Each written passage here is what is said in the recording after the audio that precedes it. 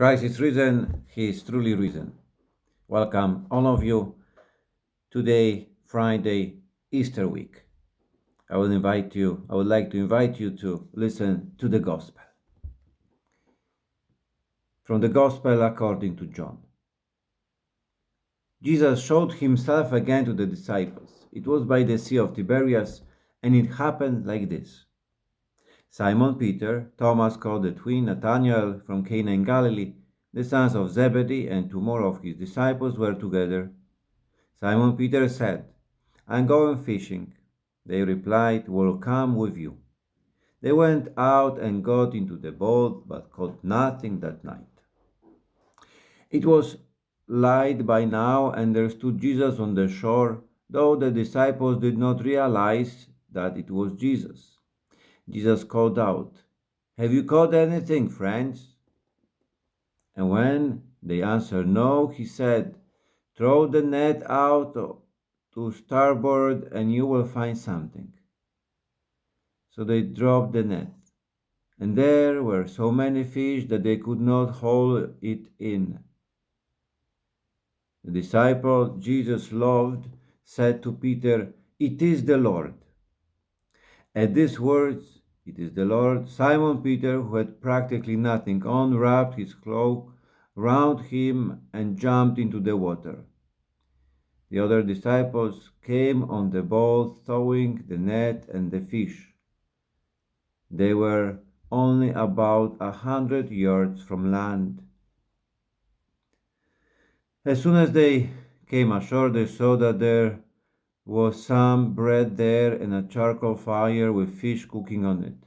Jesus said, "Bring some of the fish you have just caught."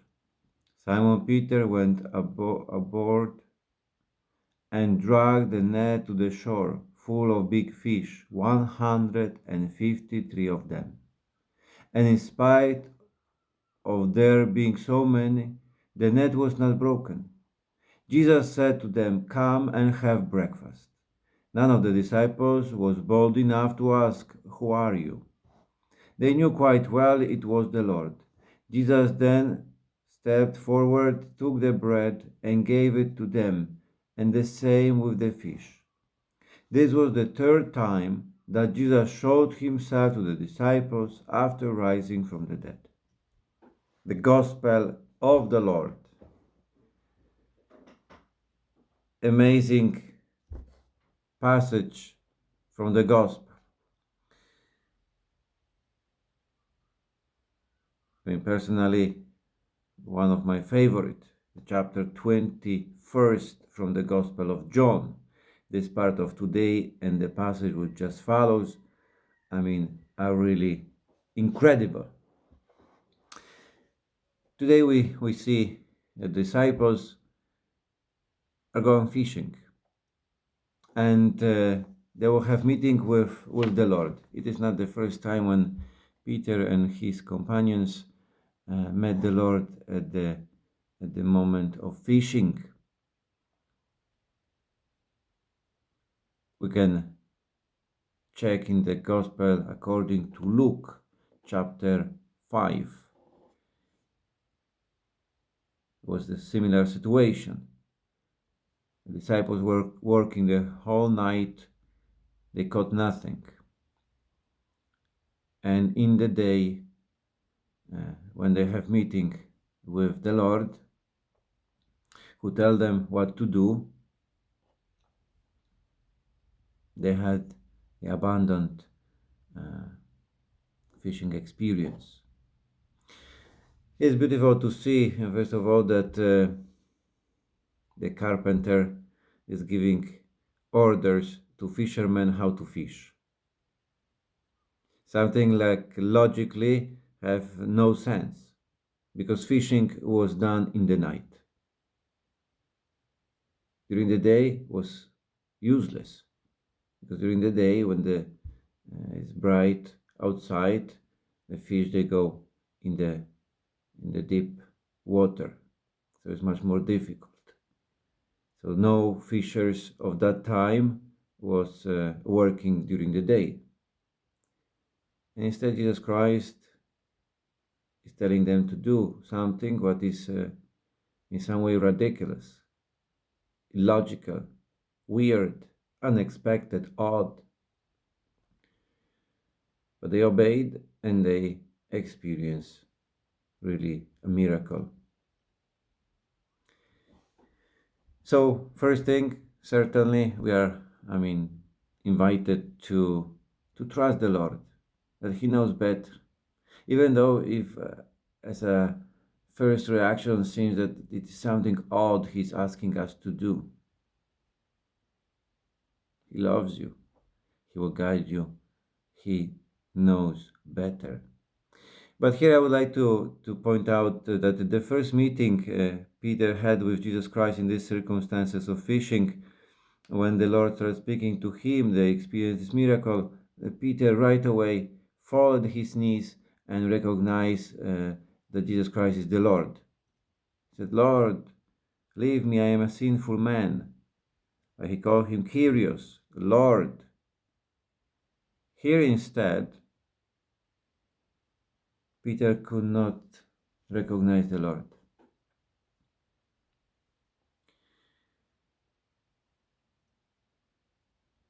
It is quite interesting that he didn't realize that it was the Lord. Personally, I don't know, but maybe because the scandal of the cross. His personal failure, the denial uh, of the Lord in his personal life, this confrontation with the situation of crucifixion, that this situation that they cannot comprehend, even though it seems that is this the third time the Lord is appearing, but they still cannot cope with that event. So he cannot recognize the Lord. But here we see that he's not alone. Next to Peter there is John, the one Jesus loved. And John is telling to Peter, "It is the Lord." Very important to see that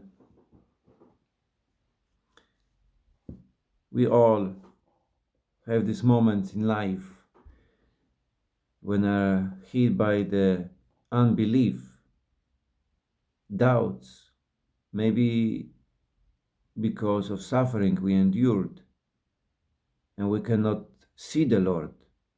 It's very important to have next to us a person who will tell me, "It is the Lord," the one who will kind of push me through this moment of darkness.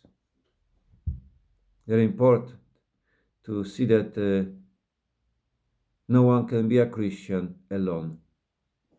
There was this saying in early Christianity, "Unus Christianus, nullus Christianus."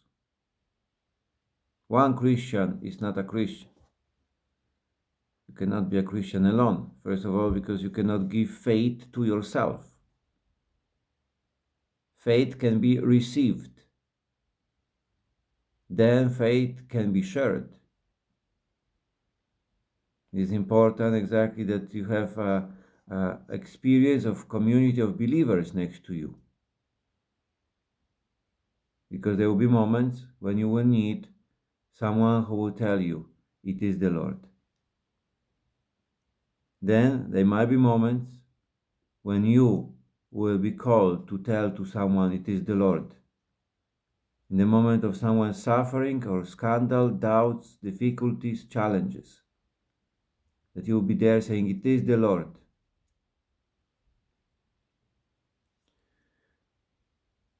So it's very important that we look for this support of the community of believers, of people with faith around us.